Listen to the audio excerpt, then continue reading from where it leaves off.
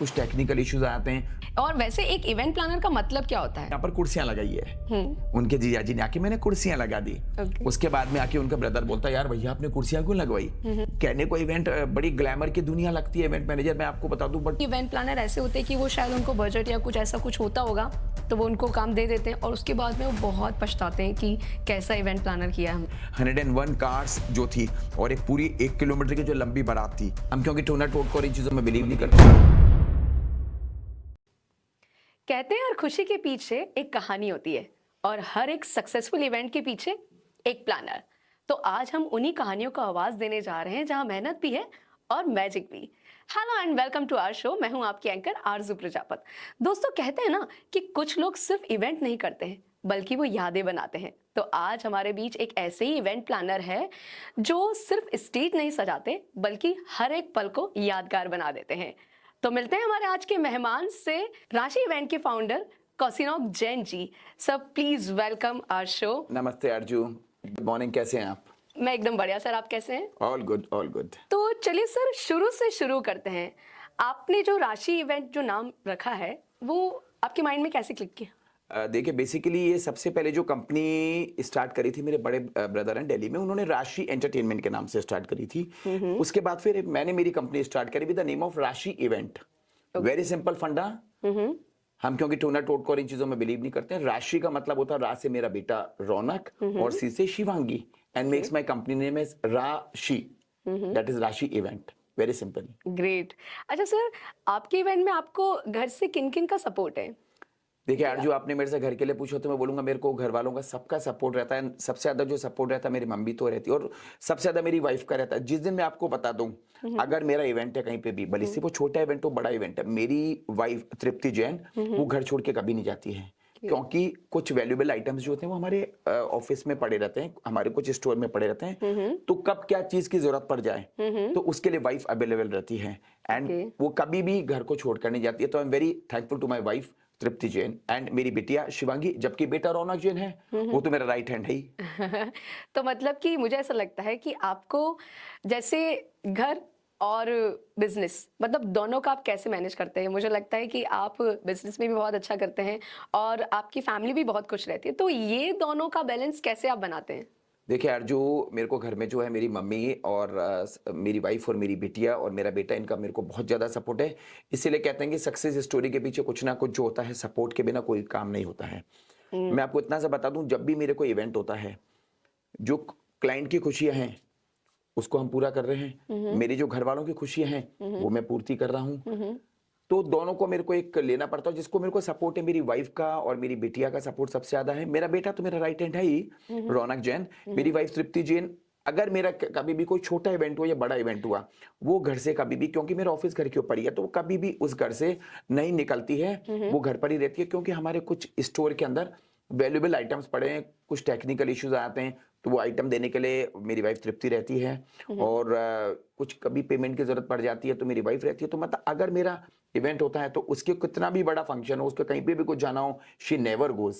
वो ओके। हरदम मेरे साथ कंधे से कंधा सर मिला के मैंने ना खड़ी आपकी रहती है। एक चीज देखी है कि है ना, आप बिजनेस भी बहुत अच्छा करते हैं, मतलब इवेंट्स भी आपके बहुत अच्छे होते हैं और घर भी आप बहुत अच्छे से संभालते हैं। तो इन दोनों में आप इतना अच्छा बैलेंस कैसे कर लेते हैं? जी देखो, आपने बहुत डिफिकल्ट क्वेश्चन पूछा है। इसके पीछे मैं आपको बताऊं, देखिए अगर किसी क्लाइंट का इवेंट है, उसके सारे सपने मेरे से जुड़े हुए हैं, उसके सारे सपने मैं पूरे करूंगा। इधर मेरे घर वालों के भी सपने मेरे से जुड़े हुए हैं। तो उन दोनों के बीच का जो तालमेल होता है वो बनाना पड़ता है। जैसे ही हम लोगों को टाइम मिलता है, हम लोग जो होता है घर वालों को खुश कर देते हैं। जैसे अगर मुझे कुछ समय मिलता है, मैं कहीं घूमने निकल जाता हूँ या कोई तीर्थ की जगह पे निकल जाता हूँ, तो ये बैलेंस बनाना बहुत जरूरी होता है, बिकॉज मुझे दोनों को ही समय बहुत ज्यादा पड़ेगा। ये बात तो है। और सर एक सवाल मुझे लगता है कि सबके जहन में होता होगा कि एक इवेंट को अच्छा बनाने के लिए किन किन बातों का ध्यान रखना चाहिए?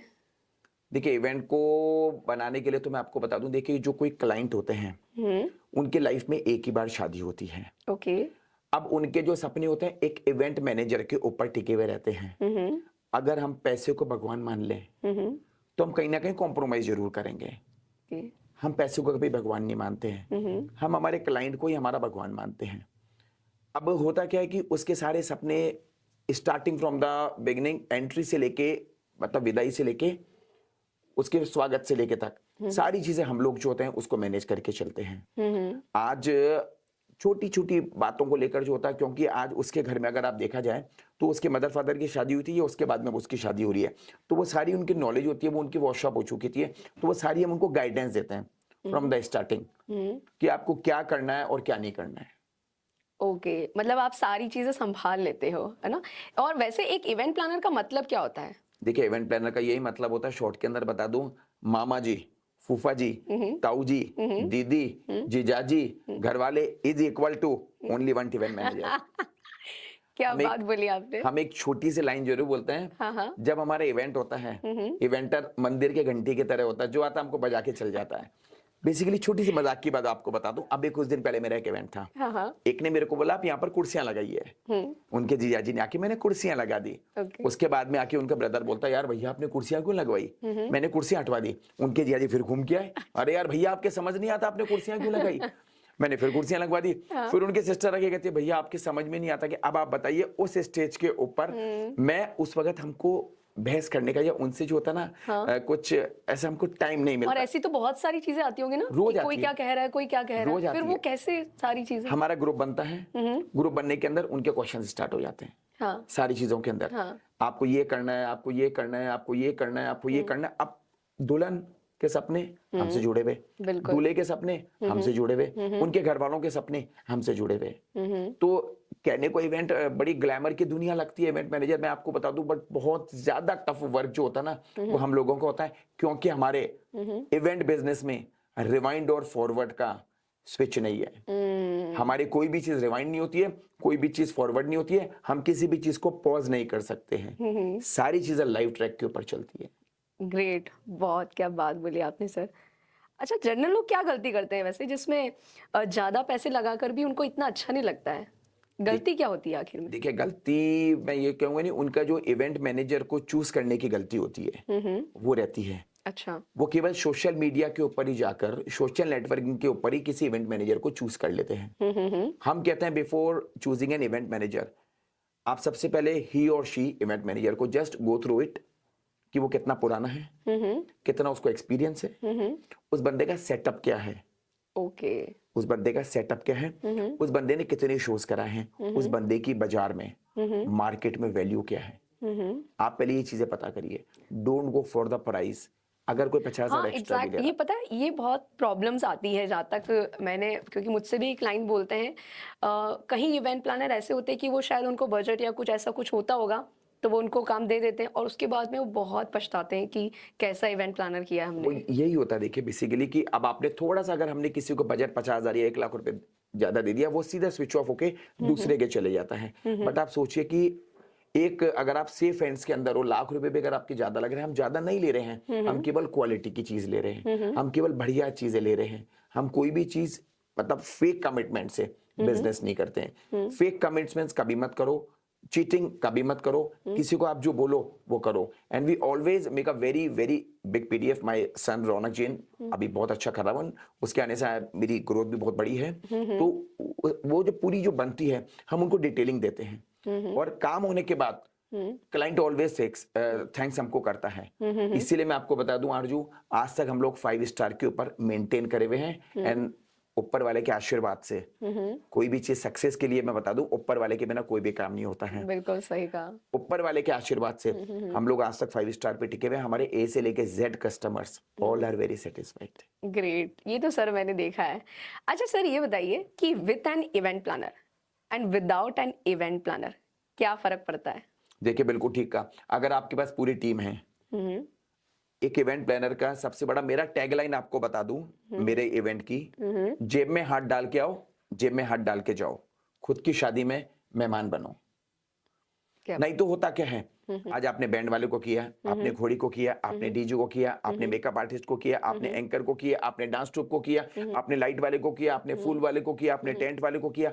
फोन आपके यहीं पर ही लगा रहता, भैया कुर्सियां नहीं आई, भैया कुर्सियां ढंग से नहीं लगी, अरे फूल वाले को भेजो, फूल का क्या हुआ, भैया वरमाला का क्या हुआ, अरे बिल्कुल, भैया बिल्कुल बैंड सही में कहा। आपने 21 आदमी की बात हुई थी तो 12 ही आदमी है। हाँ। अब मालूम पड़ता है जिसके घर में शादी है हाँ, वो हाँ। पूरा डिस्टर्ब रहता है उसके बीच में। आज वी आर वेरी प्रोफेशनल, हमके पास में पूरी टीम रहती है।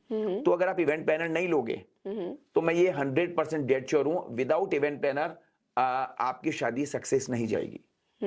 या तो आप खुद काम करिए, आप शादी को एंजॉय करना छोड़ दीजिए और आप इवेंट के अंदर शादी करवाने में लग जाइए। अगर आप इवेंट प्लानर लोगे तो आपकी सारी हैसल्स, आपकी सारी टेंशन एक इवेंट प्लानर ने ले ली।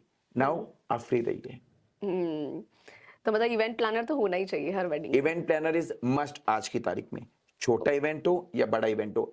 आज एक क्लाइंट के पास में बहुत कम आइडियाज होते हैं, हम लोग बहुत लेटेस्ट रहते हैं, हम लोग ओके। के पास में सारे आइडियाज रहते हैं। हाँ, इसी से रिलेटेड मेरे पास एक सवाल है कि सर है ना, आपके ना इवेंट को लेकर क्या-क्या प्लानिंग रहती है और आप कितना अपडेट रहते हैं? क्योंकि बहुत सारी चीज़ें नई-नई आती रहती है मार्केट में। देखिए मैं आपको बता दूं, इवेंट के बहुत ज़्यादा हम लोगों को अपडेट रहना पड़ता है। और लोगों को जो मेरे नोन है, मैं कई बार स्टेटस पे भी लगाता हूं कि आई rarely read WhatsApp messages, okay. क्योंकि हम लोग अपडेट के अंदर रहते हैं। हमको कोई भी प्लानिंग करने के लिए, अगर कोई बिग वेडिंग है जिसके अंदर इंक्लूडिंग एवरीथिंग है, तो उसमें हमको 3 महीने लगते हैं। हुँ, वेन्यू के ऊपर जाना, वेन्यू के ऊपर प्लेसमेंट करवाना, वेन्यू के ऊपर कैसी ओके। होगी, एंट्री किस जगह होगी, ब्राइड का क्या रहेगा, दूल्हे का क्या रहेगा, उनकी वरमाला किस जगह होगी, उनका उस वक्त वेदर कैसा रहेगा, उस वक्त जो उनके एंकर का जो सिलेक्शन होता है, डांस ट्रूप का जो सिलेक्शन होता है। अब मेन बात जो हम आते हैं उसकी फैमिली, कि उनकी फैमिली रिलीजियस है या मॉडर्न फैमिली है, उसमें कर रखा। अगर मैंने को रिलीजियस फैमिली के ऊपर मॉडर्न कंसेप्ट दे दिया तो उनको पसंद नहीं आना, और मॉडर्न कंसेप्ट के अंदर अगर मैंने कुछ रिलीजियस दे दिया तो भी उनको पसंद नहीं आ रहा। तो उस फैमिली को पढ़ना, उस फैमिली को रीड करना और उसके बाद उनके लिए इवेंट करना, ये सबसे हार्ड टास्क होता है। बहुत टाइम लगता है इसके अंदर। ओके। और सर जैसे मैंने देखा है कि है ना, जो अपनी ड्रीम वेडिंग प्लान करते हैं उसमें वो बहुत सारी चीज़ें ना स्क्रीनशॉट लेते हैं गूगल से कि मुझे ऐसा चाहिए डेको, ऐसा चाहिए डेको। तो मुझे लगता है कि आप भी उस पे सजेशन देते होंगे कि इससे अच्छा ये हो सकता है या फिर इससे देखिए अच्छा हम ये हो क्या करते सकता हैं, है। सबसे पहले तो उनसे ये बोलते हैं कि सर, गूगल से शादी नहीं होती है, आप प्रैक्टिकल लाइफ में आइए। एक एप्लीकेशन है, उस पे सारी फोटोग्राफ्स अवेलेबल रहती है, बट वो 100 टाइम्स आपको बताऊं आरजू में, उसको उन लोगों ने जो होता है चेंज किया हुआ रहता है, उसके कलर्स चेंज रहते हैं, उसकी सारी चीजें चेंज रहती है, उसके जो इफेक्ट होते हैं वो चेंज रहते हैं। अब वो ओरिजिनल में तो आपको दिखने नहीं है, आपने तो उसको अपना पूरा डिजिटल करके एडिटेड कर दिया है, अब ओरिजिनल में तो दिखना नहीं है। तो वी ऑलवेज सजेस्ट कि आपको कौन सी चीज अच्छी लगनी है।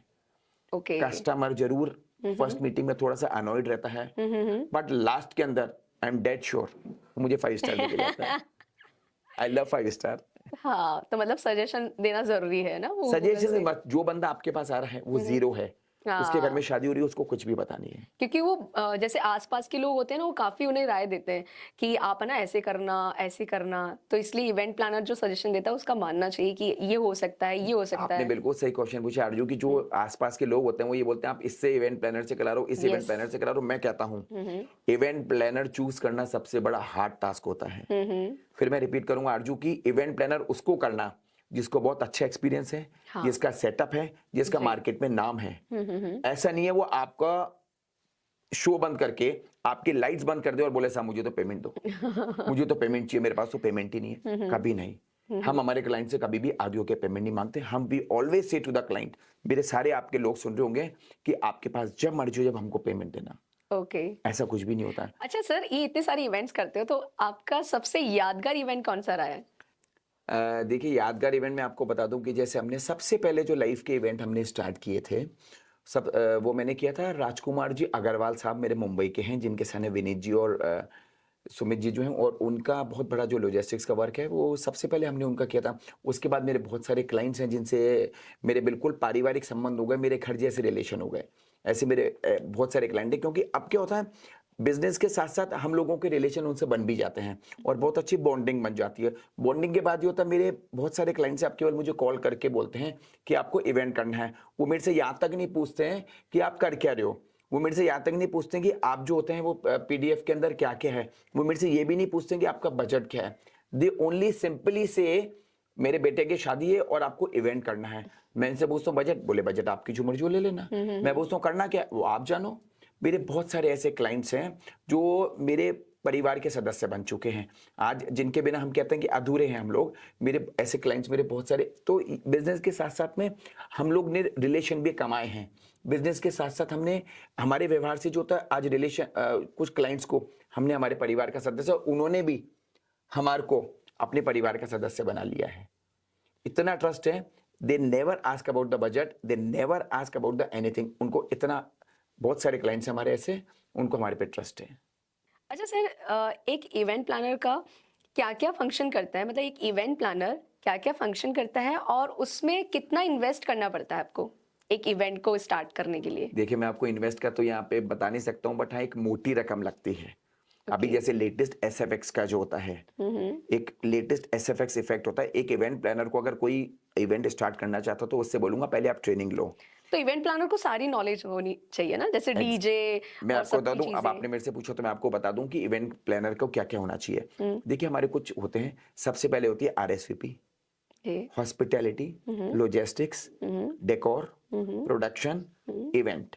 ओके। ये मेजर जो चीजें होती है वो इसके अंदर होनी चाहिए। लॉजिस्टिक्स पार्ट जो होता है, टू वेलकमिंग द गेस्ट, उनको लेना, उनको छोड़ना, प्रॉपर सूदिंग जो होती है ना, उनको ये करना। आरएसवीपी के अंदर उनको जो होता है पूरा का पूरा आपको बताना कि आप के कब कब फंक्शन है, आप कब आ रहे हैं, आपको लेने के लिए गाड़ी कब भेजें, कौन कौन सी क्या चीजें हैं। तो ये सारी चीजें करनी पड़ती है। अगर कुछ ड्रेस कोड है तो उनको हमको बताना पड़ता है। अगर वो चाहते हैं तो हम उनके ड्रेसेस भी बनवा देते हैं। उसके बाद के अंदर होता है कि जैसे वेलकमिंग और hospitality. Hospitality is the most part, मतलब सक्सेस पार्ट जो होता है इवेंट करने के लिए। आपको बता दूं, ओके। सबसे पहले अगर आप कस्टमर को हॉस्पिटैलिटी देंगे, उसको जो चाहिए वो देंगे। इवेंट लाइन के अंदर नो वर्ड कभी यूज नहीं होता है, इम्पॉसिबल कभी यूज नहीं होता है। बिकॉज आपको जब वो पे कर रहा है तो उसके सारे सपने आपसे जुड़ गए हैं। एग्जैक्टली। वो आपसे कभी भी नो नहीं सुनना चाहेगा। बिल्कुल। क्लाइंट की जैसे हम उनसे पूछते हैं कि ब्राइड से पूछते हैं कि आप अपने फ्लावर्स बता दीजिए हमको, जो ब्यूटिशियन को चाहिए वो उस वक्त नहीं बताती है। 3 बजे जब उनको फ्लावर चाहिए, उनका फोन आता है कि प्लीज आप ये फ्लावर अरेंज कर दीजिए। We never say no. हाथों हाथ हमारे पास में 2 पोर्टर्स रहते हैं मोटरसाइकिल पे बंदे, अच्छा। हम रखते हैं, हम हाथों हाथ उनको भेजते हैं ओके। कि आप फटाफट से लेकर आओ। ये बहुत अच्छी चीज बताई आपने, क्योंकि ऑन द स्पॉट बहुत सारी चीजें होती है जो उनको चाहिए होती है। कभी कभी पान भी उनको चाहिए होता है या कुछ ना कुछ ऐसी छोटी छोटी चीजें चाहिए बहुत होती सारी है। चीजें, तो बहुत ये सारी अच्छा चीजें। आइडिया है ना, इसे आप वो रखते हो। मेरे पास एक, आपको बता दूं, एक हमने बबर सिंह के अंदर काम किया। रात को हम 2:30 बजे सोए, 5 बजे क्लाइंट का फोन आता। और मैं आपको एक चीज और बता दूं, हम्म। आपको अगर सक्सेस होना है, कभी भी आप फोन कॉल्स को ऑफ मत करो। आपके जितने भी, अगर आप बिजी हैं कोई बात नहीं, आप हाँ। वापस कॉल कर लो। मैं आपको मेरे सक्सेस का बता दूं, मैं सारे फोन कॉल्स रिसीव करता हूं। कभी भी कोई ऐसा नहीं मिलेगा क्लाइंट जो बोले कि आप, मैंने फोन नहीं उठाया। 1000 कॉल्स आता है मेरे को। हाँ। जिस दिन इवेंट होता है 1000 से ज्यादा मेरे पे कॉल्स होते हैं। मैं सारे कॉल्स को रिसीव करता हूं and I give a very proper response to each and everyone. आप लोग जो मेरे क्लाइंट्स भी कुछ सुन रहे होंगे, आपको ही पता होगा, आई बहुत proper response. We are very commercial, we are very professional towards our client. ये चीज, उनको कॉल्स उठाना जरूरी ही होता है। अगर आप नहीं उठाओगे तो थोड़ा सा अनोड, हम अगर बिजी हैं तो भी ऑलवेज सेज कि मैं आपको वापस कॉल करता हूं। एग्जैक्टली या। अच्छा, एक इवेंट में क्या क्या चैलेंजेस आते हैं? देखो, चैलेंजेस आरजू आपको बताऊं, आप मेरे साथ 31 तारीख को थे जी। शो के अंदर। मैं आपके लिए भी अप्रिशिएट करूंगा। 31 तारीख को आप एंटर किए, मैं भी थे उस दिन। अगर सबको ध्यान होगा, 31 जनवरी को बहुत तेज हम लोग खड़े थे, एकदम से तेज बरसात आ गई। हाँ। मेरा पूरा सेटअप संगीत का, 31 दिसंबर। No 31, I am talking about this 31 of Jain को, जो आपने मेरा इवेंट किया था अभी। ओके, या हाँ हाँ हाँ हाँ। उसके अंदर 31 दिसंबर को भी आया था। 31 अभी जैन को रिसेंटली बता रहा हूँ। उसके अंदर एकदम से खड़े थे और एकदम से बहुत तेज बरसात आ गई and Aarzoo was also there with me. 6:30 का टाइम, 7 बजे संगीत स्टार्ट होना है। हाँ। सारी चेयर्स गीली हो गई, पूरा सेटअप। पूरा का पूरा सेटअप नहीं हो गया। मेरी team, I am always always thankful to my team. मैंने हाथों हाथ टीम ने उनको पहले ढका, उसके बाद बरसात रुकी, उसके बाद हमने वापस सेटअप लगाया। 7:10 पे everything was perfectly on the top knots. हाँ। And I really appreciate Aarzoo आपको भी कि उस वक्त आप भी गीले हो गए थे। एंड एक अच्छे एंकर के जो गुण जो होते हैं वो आपके अंदर ये तो है ही कि you don't care for the health, you always care for the client. Thank you.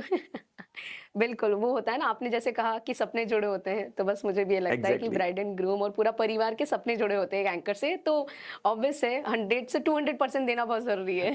Agree with you. अच्छा सर, ये बताइए कि अभी बड़ा ट्रेंड चल रहा है ना डेस्टिनेशन वेडिंग का, So what is the difference between normal wedding and destination wedding?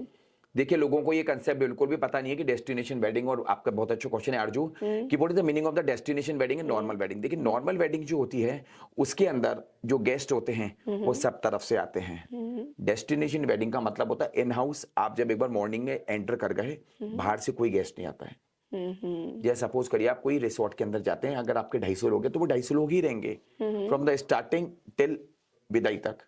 Okay. बाहर के लोकल गेस्ट को नहीं बुलाया जाता है। यहाँ के लोग अजमेर वाले पुष्कर में कर रहे हैं, फिर हम बोलते हैं मैंने डेस्टिनेशन वेडिंग करी, तो वो डेस्टिनेशन वेडिंग कहाँ से हुई? हाँ। आपके 250 लोग हैं और सेम वेडिंग के दिन आपके 1000 लोग बाहर से आ रहे हैं, तो it's not a destination wedding. वो तो एक लोकल जो जो जनरल वेडिंग होती है वो हो गई। वो डेस्टिनेशन वेडिंग का मतलब होता है कि जो 250 लोग आ रहे हैं, 300 लोग आ रहे हैं, 400 लोग पूरी मस्ती के साथ, पूरे मजे के साथ वो एंटर कर गए। अब वो के वही लोग जो होते हैं लास्ट में गएंगे, जिनसे हमारी सब लोगों से हमारी को बॉन्डिंग बन जाती है। This is the difference between the normal wedding and destination wedding. Okay.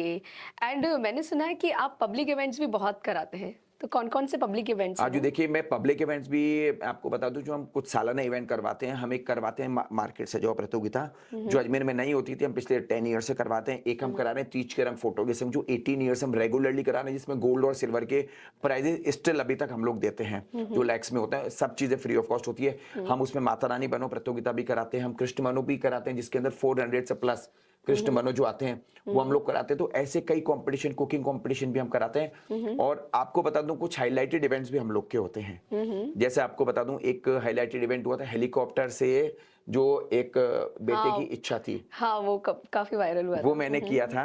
उसके बाद मैंने लिमोजिन के अंदर से जो वो थी एक की, हमने वो रिटायरमेंट करवाया था। तो इस तरीके से जो थी ना, एक हमने करा था जिसके अंदर हमारे टोटल मिला के 101 कार्स जो थी, और एक पूरी 1 किलोमीटर की जो लंबी बारात थी, मिस्टर हरीश की जो मैं दुबई के थे उनके हमने करी थी। तो ये जो पब्लिक इवेंट होते हैं जिससे बड़ा हाईलाइट मिलता है, लिमोजिन 32 फीट की लिमोजिन अजमेर के अंदर हेलीकॉप्टर से विदाई हो रही है, हमारे कुछ हैं। और एक हमने चांद के ऊपर जो जमीन दिलाई थी, वो भी हम लोगों ने इवेंट किया था। हाँ। These are the highlighted events जो हम लोग पब्लिक इवेंट्स हम लोग करते हैं, ये चीज। ओके। अच्छा, एक मिडिल क्लास का और अपर मिडिल क्लास का क्या बजट हो सकता है अच्छी शादी के लिए? देखिए, मैं आपको बताऊं, बजट तो सबका होता है, जिसके जैसे सपने होते हैं, जिसका जैसा पैर उसका इतना जूता। हम्म। मिडिल क्लास के भी सपने होते हैं, बड़े के भी होते हैं। हम जितनी मेहनत मिडिल क्लास में करते हैं, जितनी ही बड़े के अंदर करते हैं, पर एक मिडिल क्लास का मैं आपको बता दूं, average budget with catering with venue सब कुछ 25 लाख के आसपास रहता है। जिसके अंदर आपके ओके। मिडिल क्लास में, जिसमें केटरिंग भी आ गया, जिसमें आपको वेन्यू भी आ गया, जिसमें इवेंट भी आ गया, जिसमें डेकोर भी आ गया, एवरीथिंग। और एक अगर आप अच्छी वेडिंग करते हैं, देखिए उसकी तो कोई सीमा ही नहीं है। बट एवरेज आपको बता दूं, अराउंड बैठता है 50 टू 70 लैक्स के बीच का, ओके। ये चीज। सर, आपकी ओल्डेस्ट इवेंट कंपनी है, तो आपने इवेंट कब और कैसे स्टार्ट किया? देखिए, मैंने इवेंट स्टार्ट किया था 2004 के अंदर। मैं दिल्ली से सबसे पहले जो एयर कार्टून्स आते हैं वो लेके गया था। मेरे पास वो एयर कार्टून्स थे 90,000 के। मेरे पास 86,000 रुपीज ही थे, including the bank, including the everything. उस कोई गोल्ड सिल्वर कुछ भी नहीं था मेरे पास। तो 4,000 रुपए मैंने मेरी वाइफ तृप्ति से उधार लिए थे।